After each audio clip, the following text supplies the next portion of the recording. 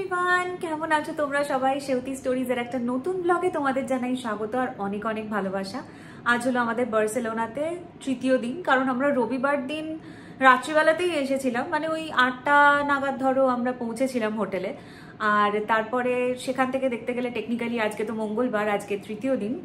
তাই আমি গতকালই বেরিয়ে পড়েছিলাম একা একাই, কারণ যেহেতু সৌরভ তো চলে গেছিল সকালবেলাতেই আর ও একটি কনফারেন্সই অ্যাটেন্ড করতে এসছে। আমার ভীষণই ভালো লেগেছিল গতকাল বেরিয়ে, কারণ নিজের ইচ্ছে মতন ঘুরে বেরিয়েছিলাম। প্রথমে প্রচন্ড ভয় পাচ্ছিলাম, ভয় ইন দ্য সেন্স একটা টেনশন কাজ করছিল, অন্য একটা দেশে প্রথমবার এরকম বেরিয়ে, আর যেখানে যেখানে গেছি সবসময়তেই সৌরভ থেকেছে, সেখানে আমি একা একা ঘুরে বেড়াবো এটা আমি আসলে কল্পনাতেও ভাবিনি। আর আমার মতন একজন ইন্ট্রোভার্ট মানুষ, তার পক্ষে এরকমভাবে এক্সপ্লোর করাটা একটুখানি ডিফিকাল্ট তো বটেই। সেটা প্রথমে আমি ভেবে রেখেছিলাম, তারপরে যখন বেরিয়েছি আমাকে এটা ও বলছিল, প্লাস আমার বাড়িতে মা বাবাও কনস্ট্যান্ট বলে যাচ্ছিল যে একবার বেরোলে দেখবে কনফিডেন্সটা এসে যাবে, পরের দিন থেকে আর কোনো সমস্যা হবে না। তো সেই জন্য গতকাল বেরিয়ে খাওয়া দাওয়া করে ঘুরে রাস্তাঘাট দেখে বেশ ভালো লেগেছিল, মজা পেয়েছি। তো আজকেও সেম গেট আপে আবার রেডি হয়ে গেছি, কিন্তু ব্যাপারটা হচ্ছে যে আজকে আমি একটু দেরি করে ফেলেছি, কারণ সকাল থেকে বেরোবো না বলে একরকম প্ল্যান করেছিলাম। তো তোমরা আমাকে অনেক রেকমেন্ডেশনও দিয়েছো, কিন্তু সবকিছু আমি একা একা ঘুরতে চাইছি না, কারণ অবভিয়াসলি একটা মনের মধ্যে দুঃখ তো কাজ করছে সবসময়। তোমাদেরও হচ্ছে নিশ্চয়ই, যে তোমরা সবসময় দেখেছো সৌরভকে আমার সাথে এরকম জায়গাগুলো যখন আমরা ঘুরেছি একসাথেই ঘুরেছি। তো সেই জন্য যখন ওর কনফারেন্সের সময়টা আর কি শেষ হবে, তারপরেও আমরা 1-2 দিন মতন আছি এখানে, তারপরে অবশ্যই আমরা একসাথে সেই জায়গাগুলো এক্সপ্লোর করবো। আবারও আজকে বেরোচ্ছি, তবে প্রথমে করব একটু ব্রাঞ্চ, কারণ কফি খেয়ে নিয়ে আমি জায়গাটা একটু দেখে নিলাম, নামটা আমি মাথা থেকে বেরিয়ে গেছিল। তো যাব হচ্ছে কাসা ভিসেন্সে। আমি দেখলাম এখান থেকে 8 ঘন্টা মতন রাস্তা, 8 ঘন্টা 40 মিনিট এরকম লাগবে। টিকিটের ব্যাপারটা জানি না, সেটা ওখানে গেলে পরে বুঝতে পারবো। কাসা ভিসেন্স হলো জনপ্রিয় আর্কিটেকচার অ্যান্টনি গৌডি, যার নামের সূত্র ধরেই এই গৌডি স্ট্রাকচার বা গৌডি আর্কিটেকচার এই কথাটা এসছে। যেহেতু এটা একটা জনপ্রিয় টুরিস্ট স্পটের মধ্যে পড়ে, এবং ওখানে গেলে বাকিটা হয়তো বুঝতে পারবো। যা উইকিপিডিয়া থেকে জানতে পারলাম যে প্রায় 1883 থেকে 1885 সালের মধ্যে এটা নির্মিত হয়েছিল। তো এবার বাকিটা পৌঁছানোর পরে তারপরে না হয় তোমাদের বলবো। আপাতত প্রচন্ড খিদে পেয়েছে, তাই বেরোই চলো, আর খেতেও যাই, বাইরে গিয়ে দেখা হচ্ছে।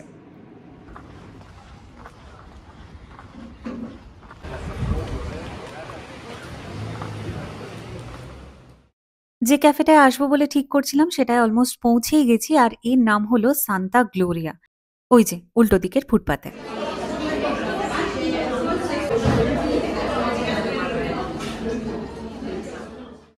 আমি অর্ডার করেছিলাম 2টো কিশ, আর তার সঙ্গে নিয়েছিলাম একটা ক্যাপুচিনো।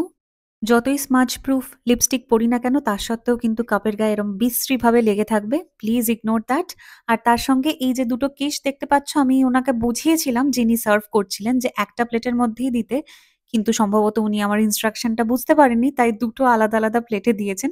সে ঠিক আছে, আমার খিদের মুখে আপাতত পেটটাকে ঠান্ডা করা নিয়ে কথা, তাই আমি ভালো মতনই এনজয় করে খাচ্ছিলাম। 2টো কিস নেওয়াতে ভালোই হয়েছে, বেশ ভালো মতনই পেট ভরে যাবে। তবে খেতে খেতে হঠাৎ করে কানে এলো স্প্যানিশ ভাষায় হ্যাপি বার্থডে টু ইউ এই গানটি।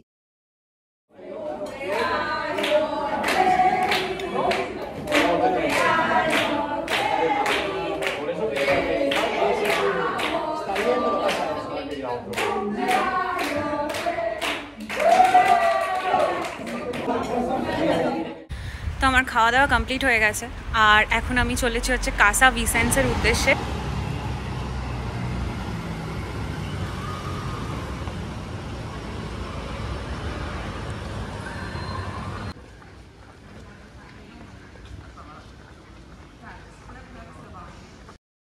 পায়ে হেঁটে যাওয়ার সিদ্ধান্তটা একেবারে ঠিক নিয়েছি, কারণ যেহেতু এখনো পাবলিক ট্রান্সপোর্টটা এখানে আমি ব্যবহার করিনি, তাই সেটার জন্য আরেকটু মনে সাহস জোগাতে হবে। তাই জন্য ভাবলাম যে খুব একটা তো দূরে নয়, আর রাস্তা দেখতে দেখতে ভালোই লাগে হাঁটতে, তাই আধা ঘন্টার মধ্যেই পৌঁছে যাব আমাদের ডেস্টিনেশন কাসা ভিসেন্সে।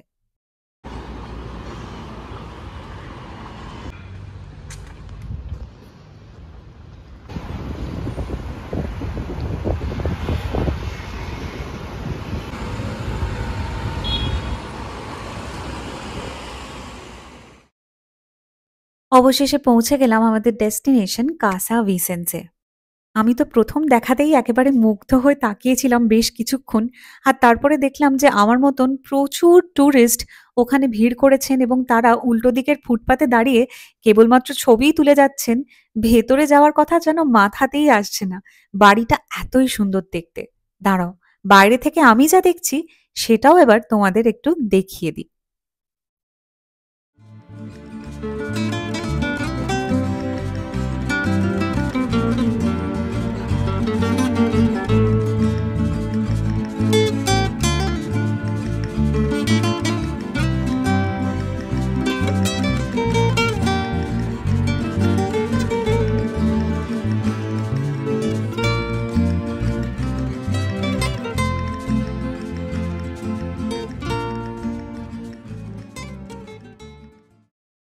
কাসা ভিসেন্সে ঢোকার জন্য এটাই ছিল এন্ট্রি গেট। একদিক দিয়ে ঢুকতে হবে আর আরেক দিক দিয়ে হচ্ছে এক্সিট। তা ঢোকার পরেই আমি জানতে পারলাম যে এখানে টিকিট কাটার একটা ব্যবস্থা রয়েছে, অনলাইন না কাটলেও চলবে। তাই এখান থেকে টিকিট কেটে নিলাম। আর টিকিটটাও এত সুন্দর দেখতে। আমার একটা জেনারেল টিকিটের দাম পড়লো প্রায় 23 ইউরো। 23 ইউরো মানে হচ্ছে 2254 টাকা। এখনকার যদি আমি রেট অনুযায়ী টাকায় কনভার্ট করি তাহলে এইটাই প্রাইস হবে। তবে এই কথা বলতেই হয় যে ঢোকার সাথে সাথেই আমার মনে হচ্ছিল আমি যেন একটা স্বপ্ন রাজ্যে পা রাখতে চলেছি। এটা বাড়ি কিভাবে হতে পারে, এটা বারবার খালি মনের মধ্যে প্রশ্ন হিসেবে আসছিল। কারণ মনে হচ্ছিল যেন এই ধরনের বাড়ি শুধুমাত্র রূপকথার রাজ্যেই পাওয়া যায়।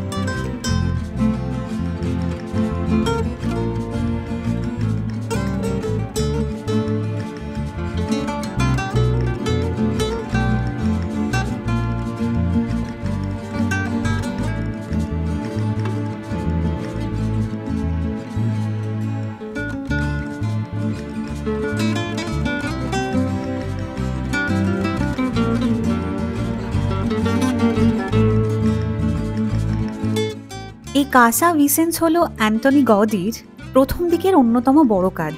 এর আগে তিনি অনেক ছোটখাটো বাড়ি ডিজাইন করেছেন, তবে এটি তার প্রথম বড় কাজ ছিল। এবং প্রথম থেকেই কিন্তু এটা একটা প্রাইভেট বাড়ি হিসেবেই নির্মিত হয়েছিল। এখানে ভিসেন্স পরিবার থাকার জন্য এসেছিলেন, যার জন্যই কাসা ভিসেন্স এই নামটি হয়েছে। এরপরে ইউনেস্কো দ্বারাই এটা হেরিটেজ সাইট হিসেবে পরিচিত হয়েছিল সাধারণ মানুষের কাছে। এখন যেখানে এক্স্যাক্টলি দাঁড়িয়ে আছি সেটা হলো একটা ডাইনিং রুম। এখানে যা যা ফার্নিচার রয়েছে সবকিছুই কিন্তু একদম সেই সময়কার, মানে জবের থেকে বাড়িটি তৈরি হয়েছে একদম সেই সময়ের ফার্নিচারই কিন্তু এখানে রাখা রয়েছে। আর প্রায় 32টি অয়েল পেইন্টিং দিয়ে এই ডাইনিং হলটি সাজানো হয়েছিল। একজন স্প্যানিশ পেইন্টার যার নামটা একটু খটোমটো, ফ্রান্সেস্ক তোরেস কাসানা ই সালারে, এটাই জানতে পারলাম, তারই কিন্তু আঁকা বিভিন্ন ছবি দিয়ে এই ডাইনিং হলটি সাজানো হয়েছিল।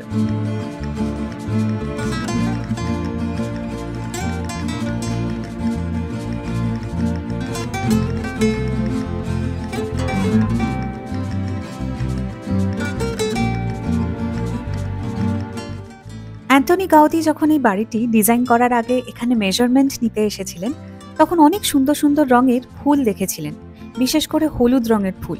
এবং তিনি চেয়েছিলেন যে এই সব কিছুকে সরিয়ে একটা বাড়ি যখন তৈরি হচ্ছে, তখন না হয় এই ফুলগুলোকে আঁকার মাধ্যমে বিভিন্ন দিকে, মানে বাড়িটার বিভিন্ন দেওয়ালে এগুলো যদি ফুটিয়ে তোলা যায় তাহলে কেমন হয়। এবং সেটাই কিন্তু তিনি করেছেন। আর বিভিন্ন ঘরে দেখলেই বোঝা যায় যে প্রকৃতির একদম কাছাকাছি রাখতে চেয়েছেন বাড়িটিকে। আর তার এই ভাবনাটা আমরা পর্যটক হিসেবেও কিন্তু ফিল করতে পারছিলাম, কারণ প্রত্যেক কোণায় এত সুন্দর সুন্দর ফুলের ছবি রয়েছে, কিংবা এমন সুন্দর করে ফুল তৈরি করা হয়েছে এবং সেটাকে আলাদা করে বসানো হয়েছে বাড়ির সিলিং হোক অথবা দেওয়ালে, যা দেখে বাড়িটিকে ওই প্রকৃতির থেকে কিন্তু খুব একটা আলাদা করা যাবে না। অ্যান্টনি গাউদি এটাও মনে করতেন যে বাড়ি হলো এমন একটা জায়গা যেটা মানুষের কাছে একটা গোটা পৃথিবীর সমান। সেখানে সে হেসে খেলে আরাম করে থাকবে এবং প্রত্যেকটা জায়গাতে বৈচিত্র্য মিশে থাকবে।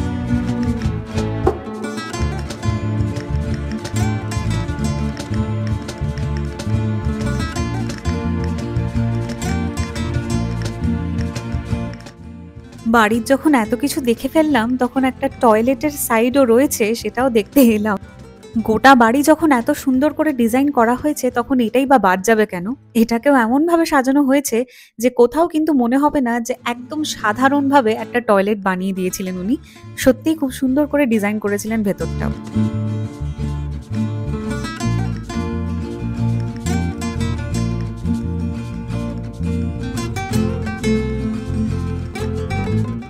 এখানে একটা টাইম ফ্রেম দেওয়া রয়েছে যেখানে প্রায় 2017 সাল থেকে মোটামুটিভাবে যে এটা অবারিত দাঁড় করে দেওয়া হলো ট্যুরিস্টদের জন্য, সেটা আর কি বলা হয়েছে এই জায়গাটাতে।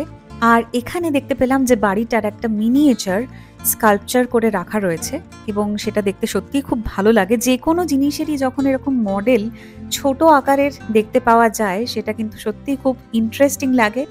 আর সেটা দেখতে দেখতেই চোখে পড়লো অ্যান্টনি গৌদির নিজের সাইন করা এবং নিজের পুরোপুরি ছকে নেওয়া যে স্ট্রাকচারটা উনি করেছিলেন তারই অরিজিনাল ম্যানুস্ক্রিপ্ট এখানে রাখা রয়েছে এবং ওয়েল প্রিজার্ভড, যেটা দেখে সত্যিই বোঝা যাচ্ছে প্রপার লেখাগুলো পড়া যাচ্ছে এবং তার সঙ্গে তার সইও রয়েছে।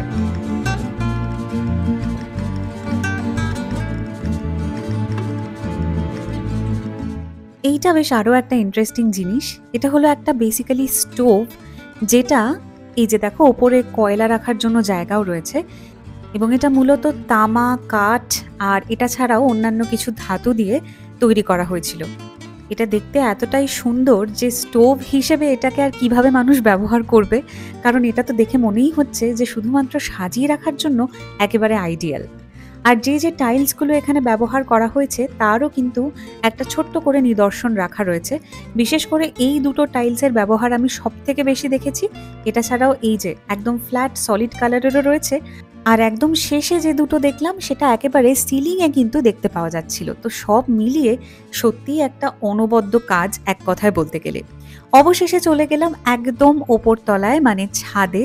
আর এটা সেই সময় এমন একটা ছাদ হিসেবে তৈরি করেছিলেন অ্যান্টনি গৌদি যেখান থেকে অবশ্যই অনেকখানি বার্সেলোনা শহরের দেখা যেত, যেটা বর্তমানে বাড়ি দিয়েই ঘেরা, বুঝতেই পারছো।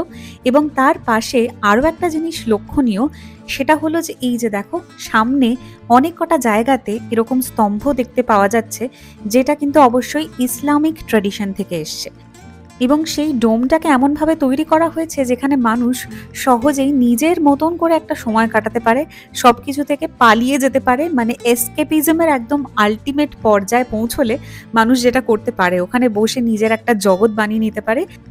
এই যে এটার কথা বলছি, মানে এখানে বসলে সত্যিই আমার একটা নিজের জগৎ তো অবশ্যই আমি বানিয়ে ফেলতে পারবো।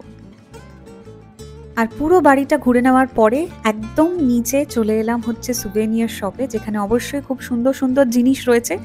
আর একটা কিছু সুভেনিয়ার নেবো না এটা তো হতে পারে না। হোটেল ফিরে দেখাচ্ছি কি নিয়েছি। অসাধারণ, জাস্ট ঘুরলাম এক কথায়। গলা শুকিয়ে গেছে, কিছু একটা খেতে হবে কোক টাইপের। এটা আপাতত হেঁটে যাব না মেট্রোয় যাব সেটা হচ্ছে দেখার বিষয়। হেঁটেই যাব, হয়তো একটা কোক নিয়ে নেবো, তারপর হাঁটতে হাঁটতে চলে যাব। অসাধারণ এক্সপিরিয়েন্স, বলে বোঝাতে পারবো না। কেমন লাগলো অবশ্যই কিন্তু জানিও।